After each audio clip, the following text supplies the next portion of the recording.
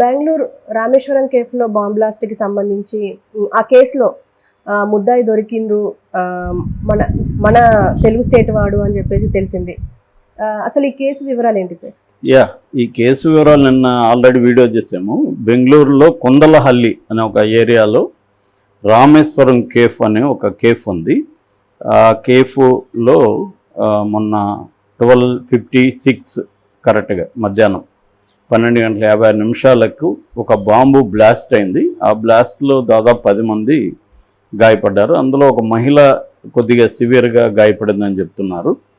So దీని మీద విచారణకి రకరకాల ఏజెన్సీలు ఎంటర్ అయినాయి. Central crime department, anti terrorist squad, NIA ఇలాగ అందరూ అయ్యారు. బట్ ఇప్పుడు కొన్ని కొత్త పరిణామాలు సంభవించాయి. సో ఎవరు దీనికి బాధ్యులు అనేది ఎవరు కూడా ప్రకటన అయితే ఇవ్వలేదు. అక్కడ కర్ణాటక హోమ్ మినిస్టర్ పరమేశ్వర్ ఆయన ఒక స్టేట్మెంట్ ఇచ్చాడు నిన్న. ఇది టెర్రరిస్టులు అయినా చేసి ఉండొచ్చు, లేదా ఈ కేఫ్కి బిజినెస్ ఎవరన్నా రైవల్స్ ఉంటే వాళ్ళు కూడా చేసి ఉండొచ్చు. ఎందుకంటే ఇది బాగా హిట్ అయిన కాన్సెప్ట్ అన్నమాట. రామేశ్వరం టెంపుల్ అంటే ఒక హస్బెండ్ అండ్ వైఫ్ కలిసి దీన్ని పెట్టారు. వాళ్ళకి మన ఆయన అబ్దుల్ కలాము అంటే ఇష్టం అనమాట. అందుకని వాళ్ళ ఊరు రామేశ్వరం కాబట్టి రామేశ్వరం కేఫ్ అని పేరు పెట్టారు. ఈ మధ్యనే హైదరాబాద్లో కూడా ఓపెన్ చేస్తారు. సో ఇది ఆల్రెడీ బెంగళూరులో 11 బ్రాంచెస్ ఉన్నాయి. 12వ బ్రాంచ్కి కూడా అడ్వాన్స్ కూడా ఇచ్చేశారు. అంటే బాగా అన్ని వైపుల నుంచి బెంగళూరులో ఇది బాగా పాపులర్ అవుతుంది. దానివల్ల వీళ్ళ బిజినెస్ రైవలరీస్ వేరే హోటల్ గ్రూప్స్ చాలా ఉన్నాయి కదా, ఎవరైనా చేసి ఉండొచ్చు అని కూడా ఆయన అన్నారు.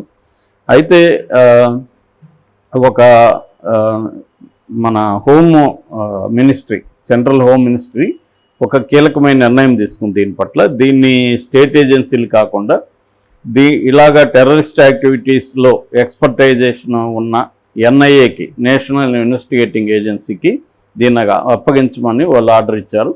సో ఆల్రెడీ NIA దీంట్లో ఎంటర్ అయింది. ఈ క్రమంలో నిన్న ఒక మేజర్ డెవలప్మెంట్ చోటు చేసుకుంది. అదేంటంటే మన ఉమ్మడి కడప జిల్లాలో మైదుకూరు మండలం, మైదుకూరు నుంచి 10 కిలోమీటర్ల దూరంలో పొప్పనపల్లి పంచాయతీ అని ఉంటుంది. అక్కడ ఒక చిన్న విలేజ్ ఉంది, చెర్లోపల్లిని. దాదాపు అడవిలో ఉంటుంది ఆ విలేజ్. ఆ విలేజ్లో ఆ మధ్య ఒక మసీదు కట్టారు. ఆ మసీదుకు ప్రార్థనలు చేసేదానికి ఒక వ్యక్తిని బయట నుంచి తీసుకొచ్చారు. సో ఆ వ్యక్తి పేరు సలీం. సో అతన్ని ఇప్పుడు నిన్న NIA వాళ్ళు ఆ విలేజ్కి వెళ్ళి పెద్ద ఎత్తున అతన్ని పట్టుకున్నారు. అతను PFI అనే ఒక ఆర్గనైజేషన్, ముస్లిం ఆర్గనైజేషన్, ఇస్లామిక్ ఆర్గనైజేషన్. PFI అంటే పాపులర్ ఫ్రంట్ ఆఫ్ ఇండియా. దీన్ని 2022 సెప్టెంబర్లో సెంట్రల్ గవర్నమెంట్ బ్యాన్ చేసింది.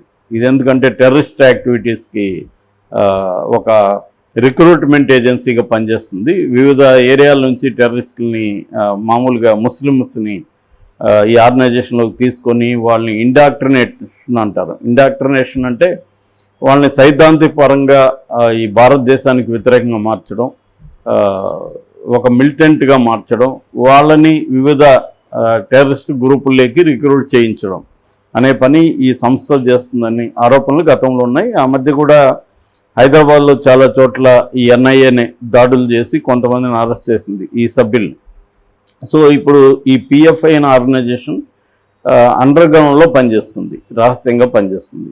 సో దీంట్లో సలీం అని అతన్ని అరెస్ట్ చేశారు. సలీంకి ఈ బ్లాస్ట్కి సంబంధం ఉందని అఫిషియల్గా ఎవరు చెప్పట్లేదు, కానీ సంబంధం ఉందని చెప్తున్నారు. ఎందుకంటే ఆ కాంటెక్స్లోనే అరెస్ట్ చేశారని. అయితే ఇంకా NIA విచారణ కంటిన్యూ అవుతుంది కాబట్టి ఒక కొలిక్ అయితే రాలేదు. ఇంకోవైపు ఆ టైంలో CCTVలు అక్కడ ఉన్నాయి కాబట్టి అతను ముఖం కనబడకుండా మాస్క్ వేసుకున్నాడు, పైన హ్యాట్ పెట్టుకున్నాడు, ఒక మఫ్లర్ మెడలో వేసుకున్నాడు. సో అతను క్లియర్గా అయితే కెమెరాలకి క్లియర్ ఫేస్ అయితే కనిపించట్లేదు. సో అయితే అతను ఒక బస్సులో 500D అనే ఒక బస్సు నెంబర్ 500D, ఆ బస్సులో వచ్చి కొందలహల్లిలో దిగాడని చెప్తున్నారు. ఏ బస్సులో దిగి ఉండొచ్చు అనేది కూడా బిగినింగ్లో ఒక 26 బస్సులు ఆ టైంలో వస్తే 26 బస్సుల్ని పరిశీలించారు. అదే పనిగా దాదాపు 50 CCTVని ఫుటేజ్ని అనలైజ్ చేసినాక ఈ 500D బస్సులోంచి దిగాడనేది వాళ్ళకి అర్థమైంది. సో ఆ మొత్తం ఆ రూట్లో అతను ఎక్కడ ఎక్కువ ఉండొచ్చు అనేదాన్ని కూడా ఇప్పుడు చూస్తున్నారు. ఆ వ్యక్తి అయితే దొరకలేదు, కానీ దీని రిలేటెడ్గా సలీం అనే అతన్ని పట్టుకున్నారు. అంటే మామూలుగా నాకు తెలిసి ఏంటంటే ఈ జనరల్గా ఎన్ఐఏ గెస్ ఏముంటుందంటే వాళ్ళకి ఎక్స్పీరియన్స్ ఉంది కాబట్టి ఈ పిఎఫ్ఐ రోల్ ఉంటుంది, ఈ popular front of India role ఉంటుంది అని వాళ్ళు ఒక ప్రాథమిక నిర్ధారణకు వచ్చి ఉండొచ్చు. సో దాని లింక్లో ఇతను పట్టుకుంటే మనకి ఇన్ఫర్మేషన్ వస్తుందనే ఐడియా ఉండొచ్చు. సో ఆ రకంగా పట్టుకున్నారు. అయితే డీకే శివకుమార్ కర్ణాటక ఉప ముఖ్యమంత్రి, ఆయన ఒక స్టేట్మెంట్ ఇచ్చాడు. ఆయన ఏం చెప్తున్నాడంటే ఇది గతంలో శివమొగ్గ తర్వాత మంగళూరు బ్లాస్టులు జరిగాయి, అదే రకంగా ఉంది ఇక్కడ కూడా. సో ఆ 2 బ్లాస్టులకి దీనికి సంబంధం ఉండొచ్చు అనేది ఆయన ఒక స్టేట్మెంట్ ఇచ్చాడు. ముఖ్యంగా ఐఈడి అంటే అదొక రకమైన bomb, but improvised explosive device అంటారు అన్నమాట. అంటే ఆ బాంబులోనే కొద్దిగా డెవలప్డ్ వెర్షన్ అని చెప్పుకోవచ్చు. ఇదేంటంటే మిలిటరీకి బయట ఉన్న వ్యక్తులు చేస్తుంటారు.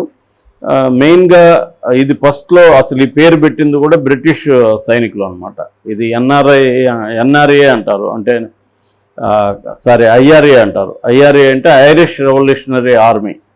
సో అక్కడ ఐరిష్ రెవల్యూషనరీ ఆర్మీ ఫస్ట్ ఇలాంటి బాంబుల్ని అక్కడ వాడారు అనమాట.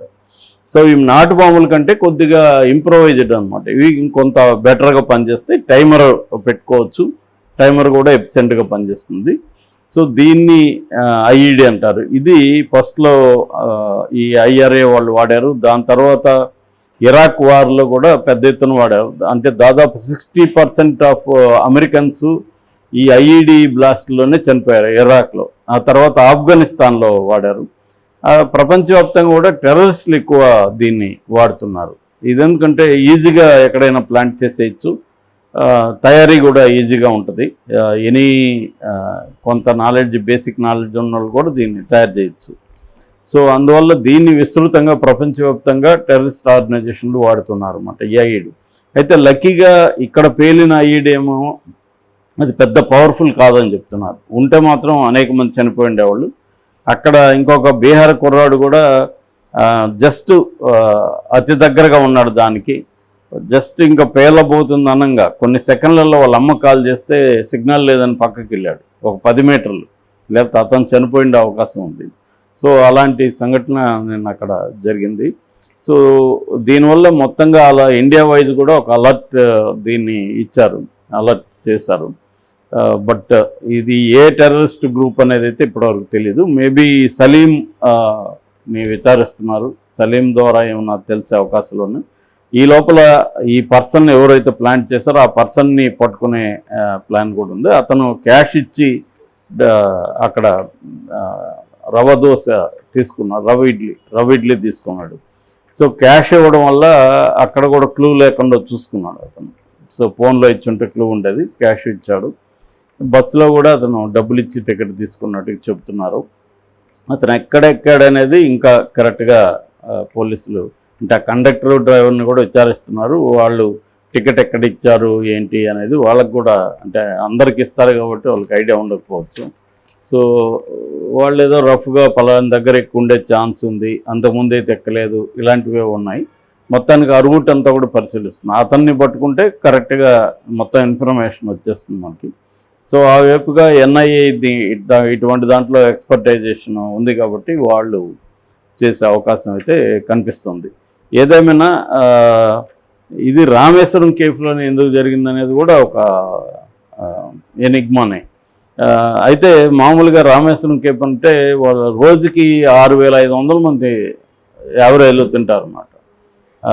అందువల్ల కూడా ఎక్కువ క్రౌడ్ ఉంటారు కాబట్టి అక్కడ పెట్టచ్చు. మామూలుగా చాలాసార్లు టెర్రరిస్టులు క్రౌడ్ ఎక్కువ ఎక్కడ ఉంటే అక్కడ పెడతారు, ఎందుకంటే ఎక్కువ మంది చనిపోతే వాళ్ళకి అది అంత పెద్ద సంచలనం అవుతుంది కాబట్టి పెడతారు. ఈ మధ్యకాలంలో తగ్గినాయి నిజానికి ఇండియాలో అవి, బట్ ఇప్పుడు అది దీంతో మళ్ళీ ఒక్కసారిగా హోమ్ మినిస్ట్రీ రంగంలోకి దిగింది కాబట్టి సీరియస్గానే తీసుకున్నారు. కాబట్టి నాకు తెలిసి ఇంకొక 2-3 రోజుల్లో విషయాలు బయటకు వచ్చే అవకాశం ఉంది.